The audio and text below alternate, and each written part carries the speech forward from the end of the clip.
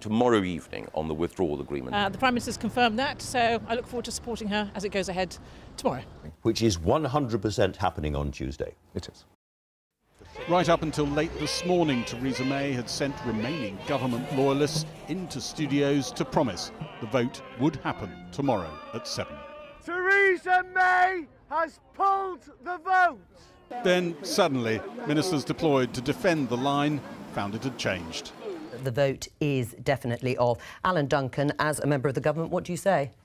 Is that it? In a telephone conference call with Cabinet, Theresa May said she was postponing the vote and then told MPs the same. I've listened very carefully to what has been said in this chamber and out of it.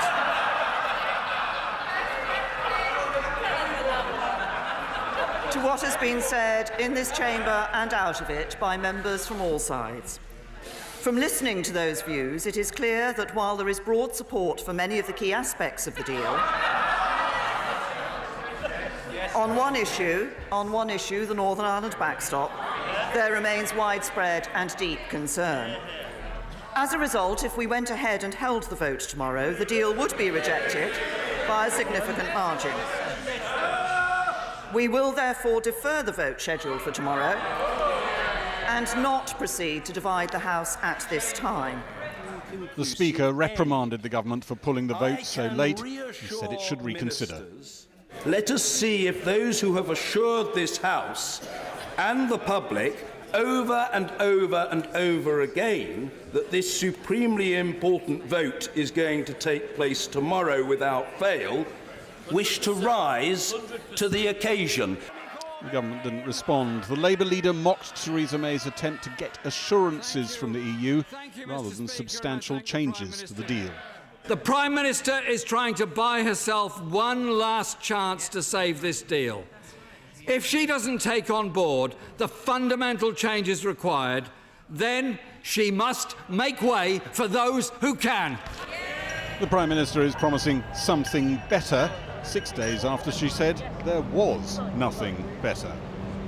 And don't let anyone here think that there's a better deal to be won by shouting louder. Don't imagine that if we vote this down, a different deal is going to miraculously appear. But I am clear, from what I have heard in this place and from my own conversations, that these elements do not offer a sufficient number of colleagues the reassurance that they need. I spoke to a number of EU leaders over the weekend, and in advance of the European Council, I will go to see my counterparts in other member states and the leadership of the Council and the Commission. Theresa May said she would seek reassurances from EU leaders. Cabinet ministers say she is not expecting to open up the draft treaty itself. She's going to go and say, can I have some different concessions? But really, nobody here is seriously thinking that there are going to be meaningful concessions without some very unpalatable strings attached. The Prime Minister has been forced to pull tomorrow's vote in a stunning display of pathetic cowardice. The vote tomorrow night would have shown the will of this House, but this government is focused on saving the Prime Minister's job. And yet we still, even now, don't even know when she wants to bring this vote back, or even what she wants the deal to be. Does she not realise how chaotic and ridiculous this makes our country look? She's lost the trust and credibility of the House, lost the trust and credibility of the country, and most importantly, she's lost the trust and credibility of the European Union. I want to ask the Prime Minister if she thinks that going back and changing minutiae about the backstop is actually going to make any difference to the kind of people on her side who like to go around calling themselves Aslan and circling around her head, caring nothing about this country, but only about their own position. The thing that is changing is the view of the British people. No, it's not. I know it's nearly the pantomime season, but oh yes, it has. A rare moment of levity in a tense debate. Many of Theresa May's staunchest pro-Brexit critics skipped the event. They're plotting, one cabinet minister said. They smell blood. Delay was meant to buy time, but may not even be able to buy that. I don't. Well, we're now joined by 3 MPs. Nicky Morgan, who supports a second referendum. Well, I don't. You don't, but I'll come and you can clarify that. That's incorrect. Well, let me just... I'll do that and I'll come back. All right. That wasn't me who said that. Now, Richard Burgon and Andrew Bridgen, a Eurosceptic from the Conservative European Research Group. Now, Nicky Morgan, you're not supporting, so let's not go there. But what I am asking you is, how much of a political sacrifice do you believe you've made in order to support Mrs May on this deal? Well, I think we've all had to make sacrifices. We all should make sacrifices because actually what the country now needs is some calm leadership to get to the right place, to try to start to build a consensus and to heal some divisions. It's all very febrile here and very excitable and very good. I understand for the broadcast and everything else, but this is not actually it's not just what people... It's not just excitability. This is a dark moment for British politics. Well, it's a very, very serious moment, and actually we all ought to reflect on that. And this is, I think, but you're people going in to the country... continue to support it come hell or high water. Well, I think that actually the deal the Prime Minister's put on the table is something that should be supported. I hope very much that she will to go to Brussels, perhaps get some further movement or something, and then be able to bring the agreement back and get it approved, because that's what the country needs. Richard Burgon, you're a Corbynite, effectively. Now, we can't thank Labour for anything in any of this, can we? What part has your party really played in bringing us to this point? Well, we argued for a meaningful vote, we argued for the necessary transition period, and we also argued that all EU citizens living here should get the right and the security to stay here. So we've led the debate in many ways, but what we've got today is a government running away from democracy. They lost 3 votes last week, they tried to hide legal evidence last week, they were found in contempt of Parliament last week, and now they've actually pulled a vote on the defining negotiated deal of this Prime Minister. People out there aren't excited, people out there are worried. Well, if we were to ask people out there what Mr Corbyn thinks and what he's ever said about what's going on, they wouldn't know. Well, they would, because Jeremy and the Labour Party have been clear. No, Jeremy Corbyn himself. Jeremy Corbyn has been clear. What he's talked about is a common sense Brexit deal, which actually bring the country together, and with a permanent customs union, a strong single market relationship, and protections for workers' rights, environmental protections, consumer rights, can actually not only command the support of the majority of the House of Commons, actually bring people together. All very well. Both people who voted Leave and people who voted Remain. All very well, but basically Labour have played no part in this. Has been an internal Tory struggle, and you have made no headway whatever because you could not tell the country what you actually think. No, we would have defeated the government in this vote today on Theresa May's rotten deal, and that's why the government have pulled it. If it wasn't for effective opposition from Labour trying to bring Leavers and Remainers today, we wouldn't have the Tory party having to put 2 people up to represent their view, one on one side and the other on the other. Well, I could have put 2 people up to represent your views too. No, the Labour Party is united in opposition to Theresa May's worst of all worlds deal. Unfortunately, we never learnt what the Labour Party actually wants of our relationship with Europe. A permanent customs union, a strong single market relationship, and a guarantee that there'll be no reduction in workers' rights, consumer protections, or in our environmental rights. And what is that? I mean, what is it? Is it the Norway? Is it Canada? Is it what? No, but it's doing nothing to achieve that. It's a bespoke deal for the UK, and Britain certainly deserves better than the shambles that we're being offered today. Right, Andrew Bridgen, you're right on the right-hand wing of the Conservative Party. What have you done to bring today about? Well, I think we've tried to avoid it. I mean, from the moment the Chequers proposals were put forward, I've explained to the Prime Minister that that is no basis for an agreement with the European Union for a future relationship that's going to get support in the House. The Prime Minister hasn't listened to me and lots of colleagues, which has sadly led us to today. But you haven't given her an inch. You've never given her anything, nothing. What have you given her? Well, what we've given is solutions to the Irish border, which are there to be seen for anyone who wants to see them. And also, Donald Tusk offered us a free trade agreement, a super Canada deal, which would fulfil the mandate we were given to deliver the Brexit the British people voted for, is the best economic outcome and the best sovereign outcome for our Parliament. But the Prime Minister's ignored all of that and has brought us to today. Right. She's just jammed the handbrake on as she's faced the brick wall. Well, we're now in a very, very bad place, where both government and politics in Britain have collapsed. So the question is, what are you going to do to rebuild them? I'm not sure that the Prime Minister can go and get the deal. So you want her out?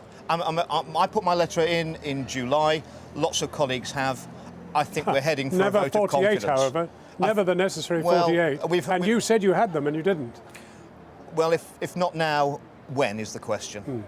There is one thing where you probably must have some kind of common ground with him, and that is that Mrs May's authority is shot.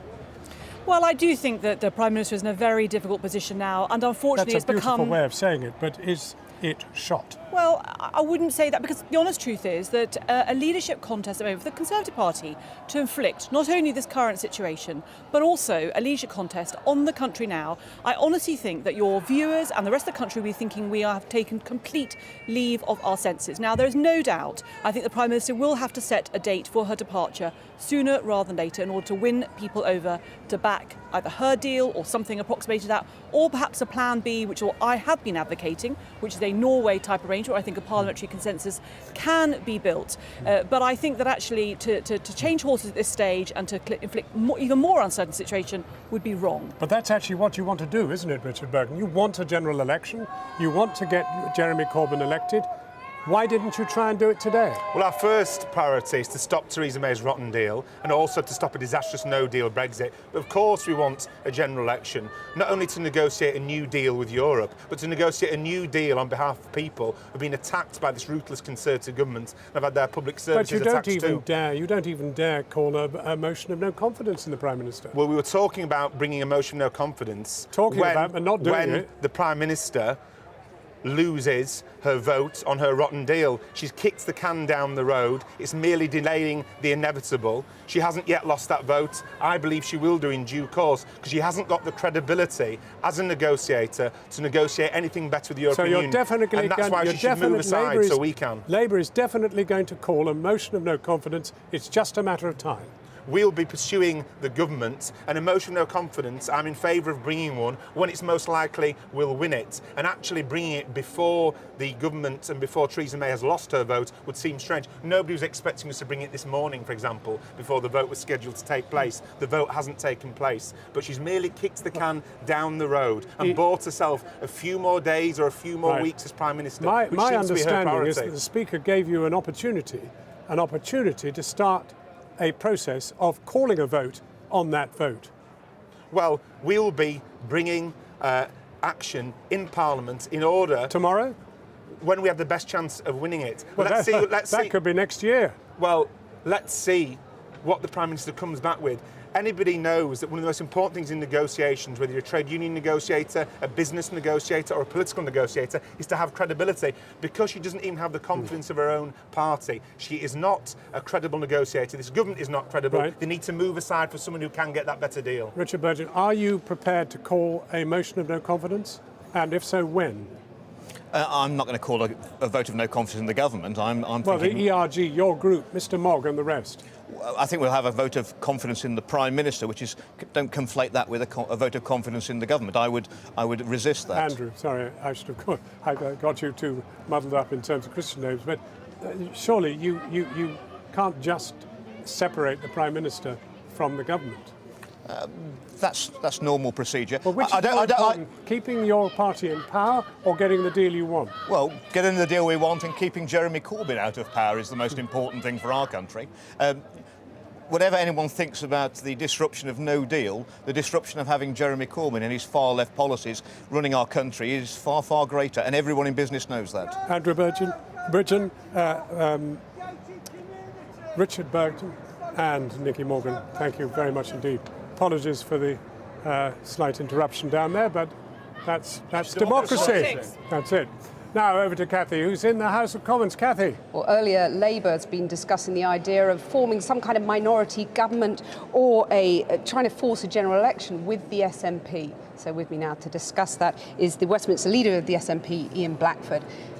Some reticence from Jeremy Corbyn, the idea of tabling a vote of no confidence in the Prime Minister. If he won't, will you?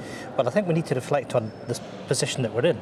We have a government in chaos, a government that lost 3 votes last week, the first time in 40 years that a government's lost 3 votes in a day. So the perfect opportunity for an opposition party to take the vote. Because where we're at, we should have been voting tomorrow night on the meaningful vote, a meaningful vote that Parliament voted for. So once again, we've got a government that's in contempt of Parliament.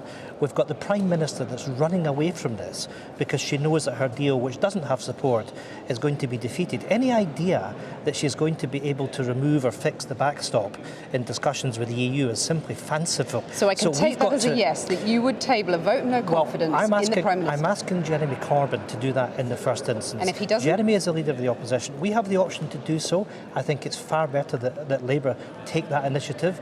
If it's not the case, we have to make sure that at the right time that we are prepared, if necessary, to take appropriate action. But this is a government that's got to be held to account. We need to remember we're talking about jobs, we're talking about the future of Scotland and the whole of the UK, and this is a government which is in crisis. And we're also talking about democracy. Millions of people voted for Brexit. How would a Labour SNP minority government do any better than Theresa May has done in delivering that deal? Our first priority is to protect the interests of the people of Scotland. And there is no such thing as a good Brexit. People were not told the truth in 2016, and it's perfectly right and proper. Now that we have more information on any Brexit scenario, jobs are going to be lost, people are going to be poorer.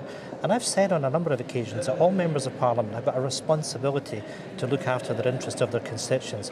Based on the information that we have now, we need to go back to the people, present them with the information and allow them to have that choice of staying in the EU. And myself and the First Minister have said Scotland will not be dragged out. So there are clear red lines that have been crossed in this that we need to deal with. And let's just look at other powers that you might have at your disposal. Could MPs, for example, instruct the government to revoke Article 50? Is that something that is possible constitutionally? Well, today's been a good day in as far as we've had the judgment from the European Court of Justice that the government can revoke Article 50. Parliament's got to take back control, and we should be instructing government, instructing the Prime Minister that we are now in a crisis. What we need to do in the short term is make sure we put off leaving the European Union. The best thing to do would be to revoke Article 50 in order that a vote can take place of all the people in the country. We can present them with a vision of the UK staying in on the exact same terms that we have at the moment. That's called leadership. Ian Blackford, thank you very much for joining us. Well, within the last hour, the European Council President Donald Tusk has said EU leaders will discuss Brexit at an EU summit on Thursday. He declared, "We will not renegotiate the deal, including the backstop, but we are ready to discuss how to facilitate UK ratification." Our Europe editor, Matt Fry, is in Strasbourg. Matt. Well, Cathy, I'm at the European Parliament here in Strasbourg, and I have to say this is really quite a quiet and sedate place. And one of the sounds you heard today was the sound of people gasping and watching the debate in the House of Commons. Remember, this place used to admire the mother of all parliaments with its cut and thrust and its rough and tumble. Well, today they really think that this has become a mother of all messes. And like everyone in London here, they are wondering, where do we go from here? Because when Theresa May comes to Brussels tomorrow for her urgent talks with Donald Tusk, she herself has said that she doesn't want to renegotiate the deal. Donald Tusk and just about everyone in every language in the European Union has said there will be no renegotiation of the deal. There'll just be a clarification of what's already in the divorce papers, as it were. No one here can see whether that is actually enough to talk the ERG away from their position, to talk any MPs who are opposed to Mrs May's deals away from their current position. So where do we go from here? We're literally facing the unknown. And of course, that is terribly relevant in the UK, but also that's not what they want here as well. They don't want a disorderly Brexit or a no-deal Brexit. That would be very bad news in Strasbourg and Brussels. Now, I've got two guests with me today. Mairead McGuinness is the Vice President of the European Parliament, and Philip Lamberts is Head of the Greens in the European Parliament. Welcome to you both. First of all, what is your reaction to what you saw today? Because you were watching the television, weren't you? We're all glued to the House of Commons, even though we've business to do here. I suppose it's another part of this unfolding story where instead of certainty, there is more uncertainty. The word that struck me from listening to the Prime Minister was reassurance, that the UK colleagues want reassurance. Well, I think we also want reassurance here that the deal which was brokered in honour with the British Prime Minister and the European Union will be honoured. And I hope that those reassurances she seeks will be enough to convince those who are so much against this agreement that they should support it. But the reason why the deal has faltered is mainly because of the backstop. It's because of the Irish issue. issue.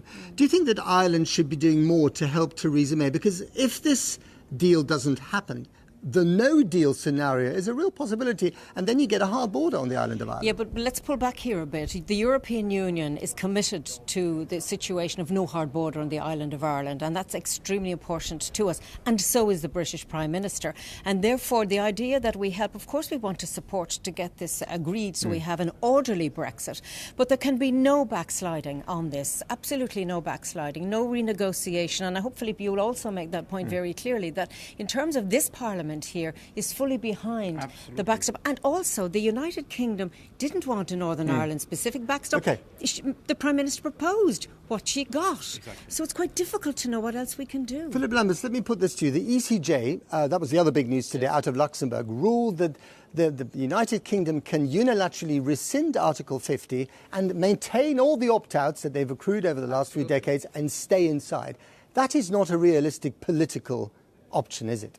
Well, it depends on what you call realistic. When I'm looking at the British political class at the moment in its vast majority, I see people who are a bit disconnected from reality. Indeed, what creates a difficulty is the legally binding character of the Good Friday Agreement. That is what needs, what makes it good that Northern Ireland will remain close to the EU, whatever form of Brexit. If the UK wants to stay united, then it's the whole UK that stays close to the European Union. Now, I see politicians seeking reassurances. I'm concerned about citizens seeking reassurances, businesses seeking reassurances, and there's only two options on the table. Either Brexit on the basis of the withdrawal agreement or remain. And the ECJ said, if you want to remain, just send a letter to Brussels. Now, is there a political party in the United Kingdom prepared to do that? Well, neither of the big parties are prepared to do that. If they are not able, ask the people. But there's another option, isn't there? There is the option of no deal at all. That can't be disqualified at the moment. I would disqualify it on the grounds that the United Kingdom, by doing that, would unilaterally breach the Good Friday Agreement. By the way, also breach its legal obligations towards the European Union, because indeed, financial obligations have accrued over the years, which the United Kingdom has to fulfill. So if the UK wants to become a rogue state, then that's the way to go. But I do not believe that the majority of British citizens want their country signature to amount to nothing on the global stage. People in this town and in Brussels are very discreet about a second referendum, a people's vote. Do you think that is now the only option for getting Parliament out of this mess? The option that's on the table is the option we're trying to deal with. The idea of another vote, while I might welcome it and love it, we're different outcome than the first one, is for the British people. I have sympathy with what you're saying, But are you worried about the repercussions of that within Britain? Let me just finish the point. Insofar as if the House of Commons, which is so united in its diversity that it cannot make a decision, and that's the logo here of Europe, but we are united in diversity, then perhaps the option is to ask the British people, but that's not our call. That is a call for the British Prime Minister. We can't make that decision. Yes, but the deal that everyone keeps talking about, I mean, not everyone, Theresa May does and people in Brussels and Strasbourg, that deal is effectively dead, is it not? Unless the British people decide that they are happy with that deal. Now, frankly speaking, if I were them, I would much prefer membership, because in terms of regaining control with membership, you sit at the table where decisions are made. Do you think that Theresa May will even be Prime Minister when she goes to Brussels? I mean, there are people doubting that as well. I won't speculate on this. You won't speculate? Yeah, I mean, nor would I speculate on it. I have to say she's shown great strength, although today it must have been a difficult moment to have to pull back from a vote, which we all need to see happening in the House of Commons. I mean, the uncertainty is bad for everybody. In the delicatessen shop of different options, you know, we had Canada plus, so some people are talking about EU minus. What about Norway plus? This is something else that's come up. With respect to that question, can I settle the divorce first? Yes. And then we can talk about the future relationship. And that's what we've done. And that's what the British Prime Minister has negotiated. And she was happy with that agreement. She has failed to convince those who want a hard Brexit and those who want to remain that they should support this. So the problem is not here or us deciding what we would offer. It is that the deal on the table has got to be either ratified or what? And that is the question that we find difficult to answer. Will we get some sort of certainty by Christmas? Yes or no? I hope so, but that does not depend on the European Union, because either the United Kingdom says, after all, I want to remain. They will be welcome. Or they say we accept the withdrawal agreement and will support it as well. I don't think we're going to have certainty before Christmas, and I say that with deep regret. But with certainty, I'm afraid this interview's ended because we've run out of time. Thank you very much indeed, Murray McGuinness, Philip Lamberts. Thank you very much. Well, as you can see, an awful lot of politics and diplomacy going on, but it's really very difficult to ascertain where any of this is heading at the moment. other than back to you in London? One party is crucial to Theresa May's future, and that's the party that she relies on to prop up her minority government, the Democratic Unionist Party. With me now is their Brexit spokesman, Sammy Wilson. Sammy, what does Theresa May need to get from the EU to secure your support for her deal? Well, she currently has a deal which is legally binding, and that legal bind ensures that Northern Ireland will be tied to the EU single market and customs union and separated from the UK. But she's that made quite has clear to be taken out. OK, take out the backstop, but she's made clear that she believes and the EU believes it's essential to have it in there to deliver on the promises made in the Good Friday Agreement. So who's going to budge? Well, I mean, first of all, if you approach negotiations in that way, you're never going to get anything anyhow. But secondly, Isn't it is that not how you approach negotiations? No, it's not. And secondly, this is not essential to the Good Friday Agreement. The Good Friday Agreement doesn't actually mention the border between Northern Ireland and the Irish Republic. It doesn't mention the EU, other than that the EU would provide some money to support the Good Friday Agreement. So, you know, this nonsense that she has introduced and allowed to be introduced, first of all, there's a problem along the border, which there's not. Trade can be facilitated across the border. And secondly, if somehow or other the Good Friday Agreement binds her hands, is just not true. But you know what is binding her hands is the EU on one side and you guys and the Brexiteers on the other. So something's got to give, hasn't it? What compromise will you make right now to enable Theresa May to get this deal? We have already made the compromise, and in December of last year we said, OK, if the backstop is going to be there, here are certain safeguards we want to put in it. Either that there be a termination date, or secondly that the Stormont Assembly would have the final say on what regulations are imposed. She didn't even try to get those into the agreement. Well, hang on, she did mention today binding. in the Commons that she'd look at a way of enabling MPs to somehow sort of time limit the backstop in some way. Didn't that give you pause for No, thought? because MPs could never, ever supersede the legally binding international agreement which the withdrawal agreement constitutes. MPs can vote all they want. They could dance up and down the aisles of Parliament. They could do somersaults through the chamber. It will not make any difference to the fact that legally that we would be obliged to stay within the customs union and the single market. And that's a fatal flaw in any assurances. So we're completely stuck. Now, Jeremy Corbyn might well possibly table a motion of no confidence in the Prime Minister. Can she count on your support, the DUP's support? We have made it clear that until the government is committed to implementing a deal which will break up the United Kingdom and would hurt the Northern Ireland economy, we will continue to work with the government to seek to ensure that this deal is defeated and a deal which is good for the United Kingdom is put in place. So there's a contradiction there. You want to kill her deal, and yet actually you're giving it oxygen by saying you'll support her in any no confidence No, motion. we're not, because at the present she can't implement this deal. She can't implement this deal until it goes through Parliament. There's a stalemate at present. So What's your solution to that stalemate? It may well be the Prime Minister's intention to implement this deal. But as long as she is unable to do so, then we believe that we should keep this government alive to ensure that a policy is changed. And the only way you can get the policy changed is to ensure that the government doesn't fall. OK, but actually, you've threatened in the past to pull the plug on Theresa May's government. You've abstained on the budget vote and all sorts of things. But the reality is that you could never stomach Jeremy Corbyn in number 10, could you? Well, someone who's voted for the reunification of Ireland. Can I make it quite clear? Well, this Prime Minister's deal would bring about the reunification of Ireland. So you're indifferent whether it's Jeremy Corbyn or Theresa May in number 10? If we're going to be betrayed, it doesn't really matter whether it's Theresa May does it or Jeremy Corbyn does it. The one thing we will not do, however, is connive in our own betrayal. And that's why we have made it quite clear to the Prime Minister that if she gets this deal through Parliament and then tries to implement it, she will not do it with our support. And without our support, she will not be able to get legislation through. Sammy Wilson, thank you very much for joining us. Well, let's go back now to John, who's outside just a few yards down the road. John.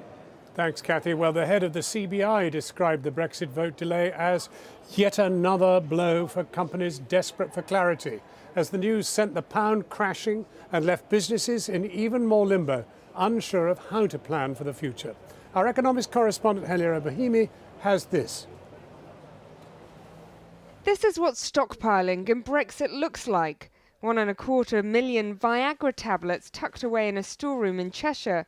How many do we have in stock of those at the minute? We've still got a few thousand of these left. Right.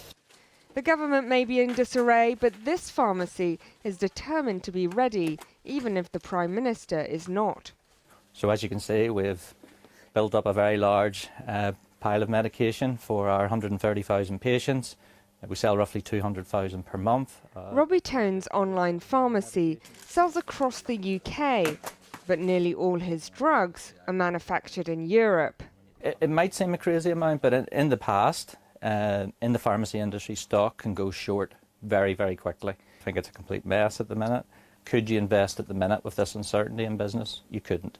Would we be doing massive growth plans at the minute? No, you'd be waiting to see what's going to happen. And I imagine that applies to all different sectors of the economy. It's not just Viagra that's at risk. Many life-threatening illnesses rely on medication produced on the continent, which could be dangerously held up if we crash out of Europe. Latest figures show UK growth has come to a standstill, inching forward just 0.1% in October. Analysts described the figures as proof that the UK economy was being choked by Brexit uncertainty, with business investment stalled, housing transactions slowed, and manufacturing falling sharply. Did you think Brexit could be a good idea? To be honest, I did. So I did buy into the spin. Looking at it now, as time has continued, and the massive uncertainty and, everything that's going on, I would just love it to go away. It would be, I think most people in business especially would love it to go away.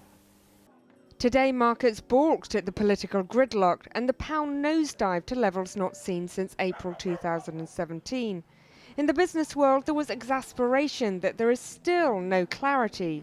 One FTSE 100 chief executive told me they can no longer plan for Brexit because there are now too many variables. For them, their warehouse turns over stock every single week, so they can't stockpile, even if he wanted to. The risk, they say, is that empty supermarket shelves could lead to civil unrest, something he believes the government could not allow. What the government has told small businesses today is that the future will not be decided before Christmas, that they themselves are not clear on what might happen in the new year, and that they're very sorry they can't actually give small businesses, the people who work for them, a date on which they will be clear. That's about as bad as it can get. While the denizens of Westminster argue amongst themselves, Christmas cheer is looking more and more elusive. Even Santa may be losing hope that Brexit will deliver anything but coal in our stockings.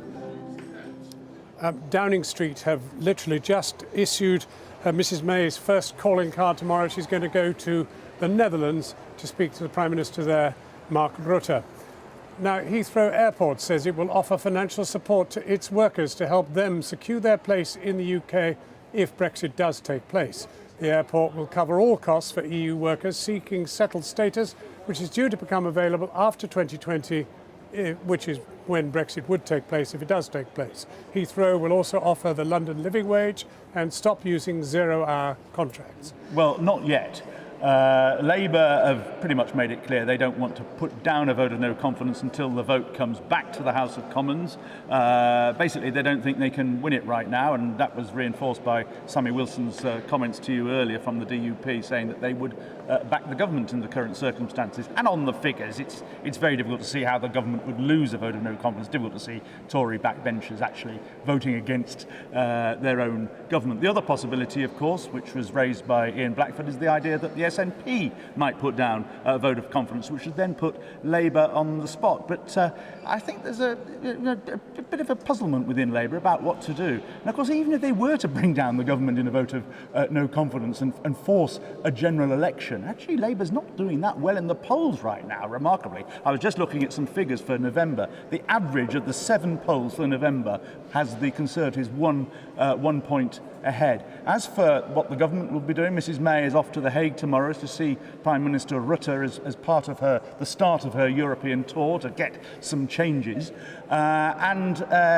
Tomorrow, MPs will be, instead of this massive debate, the biggest in our lifetimes, instead MPs tomorrow will be discussing Lord's amendments to the Ivory Bill. Nonetheless, Conservative MPs have been put on a 3-line whip from now until Thursday because they're frightened there may be some kind of ambush from the opposition. And just very briefly, you've just come from the meeting of the ERG, the Tory Brexiteers. What is the state of the Conservative Party now? Well, I mean, the big unknown at the moment is how many letters have gone in.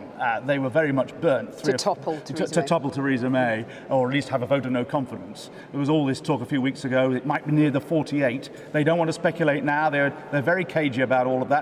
Jacob Rees-Mogg said, no discussion of leadership tonight. They did discuss the leadership. How far have they got? I mean, there must be letters, there must be MPs tonight thinking of it. It wouldn't surprise me if in the next few days they do reach the 48, because there must be a lot of letters in there that have gone in without the MPs announcing it, perhaps from people on the other side of the party, from Remainers as well as from Brexiteers.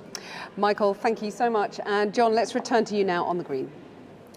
So whatever happened to voters just want to get on with it? Well, one backbench MP has just said Parliament should be prepared to sit through Christmas to resolve the deadlock. Just one point, and that is that the Cabinet tomorrow has been abandoned because the Prime Minister is going to be in Europe. But joining me now is Matthew Parris, seasoned columnist with The Times. Hello. Well, first of all, you were an MP for a time, you've been a columnist for years. Is this the most serious political crisis that you can recall? Oh, absolutely. I can actually just about recall Suez. This is the most serious political crisis, I think, in my lifetime. All sorts of turbulence I've lived through in Parliament and out of it, but always I've had the idea that somebody knew what was going on. There was a plan. There is the impression now that nobody knows what's going on. There is no plan. It really is chaos. Is this a failure of personnel in both the Conservative and the Labour parties? I don't think it is. You know, everyone's blaming Theresa May or blaming Jeremy Corbyn, but the fact is that Britain was promised that we could leave the European Union on terms which would make us more comfortable than when we were in it. The EU was never going to allow that, and if the Archangel Gabriel had been Prime Minister, they might have presented it with a little more panache than she has done, but the Archangel Gabriel would face exactly the same conundrum, and that's what you saw this afternoon. Is there a probability, a danger, whichever way you want to put it, of another referendum? I think there is a possibility of another referendum, but I think the chaos has got to become more apparent before people will turn to that. There's a real reluctance. But that could be chaos in and of itself, as Mrs May keeps saying. Yes, it could. And there's a reluctance, having asked people once, to ask them again. And a referendum campaign would be a nasty business. But what else is there to do? Well, was 48 to 52 bound to end in tears? If there had been an easy way forward, I think people would have accepted 48 to 52, well, the 52 win. It has proved there is no easy way forward. Indeed, it's proving there is no way forward at all, in which case the narrowness of the margin then really begins to chafe. The extraordinary thing is that we're learning all sorts of things at this sort of 25th hour that we never knew before. That, for example, more money is spent on Northern Ireland than is spent on being a member of Europe. Yes. Our net contribution to Europe is less than that to Northern Ireland. Nobody knew about, I think, the Good Friday agreements, arrangements with the border, or the promises made for the border. All those things we are now talking about over tea. We didn't know 2 years ago. And one of the things people don't probably know is that the Northern Ireland Agreement itself is structurally bound into our membership of the European Union. Yes, it is. And I noticed, I was interested in what a lot Theresa May made of that this afternoon. She didn't say that the backstop arrangement is just a regrettable necessity. It's an awful nuisance. We don't want it, but they've forced it on us. She actually made a principled case for a backstop arrangement, and at the same time as saying that she was going to try and negotiate some tweaks to it. Sounds to me as though she doesn't intend or believe that anything much more can be done. Matthew, I'm going to put you on the mat. What's going to happen? I think the 48 votes of no confidence in her leadership will happen in the next 2 weeks. Continuing the pantomime analogy which you started before the break, I think look behind you is the advice now to Mrs May. What is that? Boris? No, I don't think so. No. Matthew Parris, thank you very much indeed.